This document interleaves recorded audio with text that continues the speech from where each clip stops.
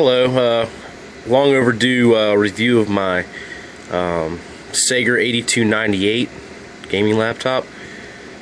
Picked this up from Exotic PC.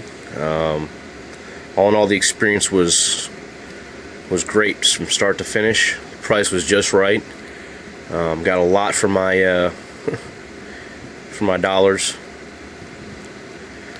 I've been using this thing for a week as far as work and home and personal things like that. From anything from gaming to I'm an IT manager, so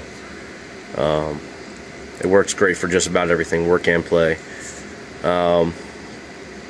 First thing, I guess I should get into the bad, because I guess some people are looking in at videos to see what's wrong with the laptop, or don't want all that fluff and have to wade through. But the first bad thing is the audio drivers. I've had some issues with the Sound Blaster not recognizing the device, and I'm having a problem with every time I lock the computer or go to sleep, the headphones don't work until I restart the computer. I've refreshed the drivers. I've tried reloading the drivers. I've tried going to Realtek and getting the most up-to-date drivers, and still to no avail. Check some power settings, so I'll keep at it. It's not a huge deal, definitely not a deal breaker for me. It's just something I have to work out. The second thing is not really a negative, but when I initially installed the USB drivers, it initially checked to save power, to shut off, basically, which shuts off the USB randomly.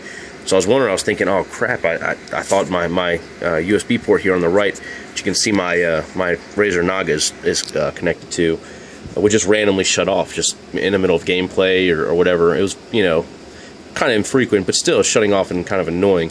So I had to check that and go to Device Manager and uncheck that, and all's well now. So, all right, let's go through a quick little run through. See if I can get a good picture here. You can see you have a FireWire, Ethernet port, two USB 3.0, and an eSATA USB 3.0, and my card reader, which is really nice for transfers and such. Got my 32 gig card in there for my phone. On this side, you have all your audio, your optical drive, which still comes in handy, and a USB 2.0 drive. Let's see if I can fold this down here. Let's see. Round back. See the power adapter, mini display port, HDMI, and a full-size display port.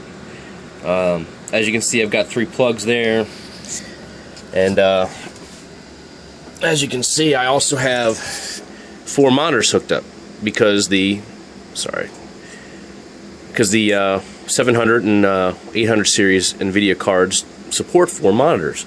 Unfortunately, with Optimus, it runs off the Intel card, and the Intel card only supports 3. So for work in Windows, I'm limited to 3. If I wanted to, I can game with 4, but I really don't like multi-monitor gaming. Kind of makes me a little dizzy or sick or whatever, if you will. But yeah, this is my 8298, excuse me. All in all, I've had a great experience with this laptop.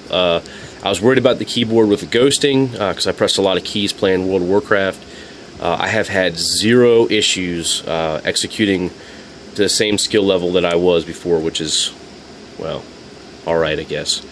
The keyboard is actually quite enjoyable to type on. It's got a decent amount of feedback. It's very quiet. It's got a very good feel to it. The only thing I'll say is that it takes some getting used to. As you can see on the keys, the delete button is above the numpad. I'm used to being above the backspace, where you can see the pause break button. That's a little confusing, but it's after a couple days of typing, you're fine. Same goes for the rest of the things I noticed. The shift button being just a little bit smaller than usual, right by the arrow keys, and having the arrow keys shoved kind of in the keyboard. Honestly, if I was Sager, or I should say Clevo, I would honestly make this keyboard just a little bit bigger. As you can see, there's plenty of room to expand it out to be a little bit bigger. Key size is perfectly fine. You'll adapt pretty quickly if you primarily use laptop keyboards. there's nothing really else I can say about it other than it's really nice to type on. I have had quite an enjoyable experience. The touchpad, on the other hand, was a little shaky at first. It's not the best. I've heard some people tweaking it and making it into a pretty nice device. I've got it set up pretty well that I can use it on the lap, my lap, surfing and doing some light work on the couch, watching TV with the wife and whatnot. And it works. It gets the job done. It's not something I want to use as a dedicated mouse. That's why I have my Naga for. But yeah, all in all, with some tweaks, you can have a pretty good mouse. So a lot of the harsh reviews I feel were just a little overly harsh. So anyways, the screen is beautiful. I didn't get the high gamut screen. I just got the standard 1080p Full HD Plus, and I have been thoroughly impressed with the brightness, the clarity, the performance. Everything has just been wonderful. Sure, it was kind of a downgrade from the Alienware 14 screen, but that was really tiny. That was also one of the best screens I've ever used, which is unfortunate that I sold the laptop. But this one's been great. Very, very impressed. I guess I should go performance. It's got a Haswell 4810 MQ. Basically demolishes anything I throw at it. Granted, it's not an 8-core. It doesn't crush encoding as fast as I'd like it to, but it definitely decimates the Sandy Bridge 2860QM that I have in my Dell Precision. Definitely just crushes it. It's got an 88M GTX. The card plays every game that I want. Full settings, smooth as butter. I am so happy to have an enthusiast level card again. It has been since 2010 when I got the M17X R2. So definitely happy about that. Overall feel, the rubberized coating on the upper side here and on the back side of the screen is top notch. It's very reminiscent of ThinkPads. Even I should say my Alienware 14 has it too. It gives a very classy feel. It's very smooth, very comfortable to use. Keys kind of have sort of a similar feeling to them, which is really nice. As you can see, it's not covering the whole thing. As you can see, around the bezel here is it's just a standard plastic, as well as the base of the computer is the same type of plastic. I was a little worried when I first saw it, I'll be honest, but after having cracked open this computer several times and done some couple repastes, I'll get to that later. I'm actually quite impressed. The plastic is a lot better quality than I thought it was, coming from not polymer. What am I thinking?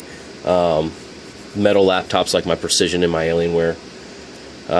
So I'm thoroughly impressed. It makes the laptop a lot lighter, and it definitely runs cool. But getting on the paste, I actually used it's a Noctua HT1, I think it was first, and I saw some spiking temperatures in the CPU when I was encoding, a little higher than I'd like, low 90s. One time it got up to 95, and that may very well be due to the fact that I may have repasted it wrong. But still, not very impressed. I've had some other computers that were okay on that paste. But then again, like I said, it may very well be the fact that I repasted it wrong. Initial temps, I really didn't get any readings because I just wanted to get that off because it seems like they over applied the paste on it, and it was a pain in the butt to get off. But oh well. Then I moved on to the IC Diamond 7, and that has significantly lowered my temps. And that like I said, very well may be the fact that I applied it correctly this time. Thermal paste is a very touchy thing. I mean, sometimes some makers need more, some makers need less. Some don't like spreading, some do. Some like a pea, some like a pea size, some like a rice size, whatever. But the IC Diamond has kept my temperatures during heavy encoding in the mid to low 80s, mostly in the high 70s. So again, quite impressed with that. This machine has been very good on cooling. The fans don't kick on loud enough for me to even really notice them. As you can see, I'm also got my my data closet over here, my data center, so that's pretty loud. But even when I'm at home, it's not obtrusive at all. It's not like it requires headphones, and it definitely keeps the GPU and the CPU running extremely cool for what it is. But yeah, all in all, it's a very, very well performing, very, very good performing laptop. Really, really impressed. There's really nothing else I can say. I mean, if you've got a chance to get yourself into a Sager, I've kind of been a closet Sager fan, and I'm glad that I finally got mine. Worth every single penny that I spent on it. Alright, well, thanks again for watching, and let me know what you think. Bye.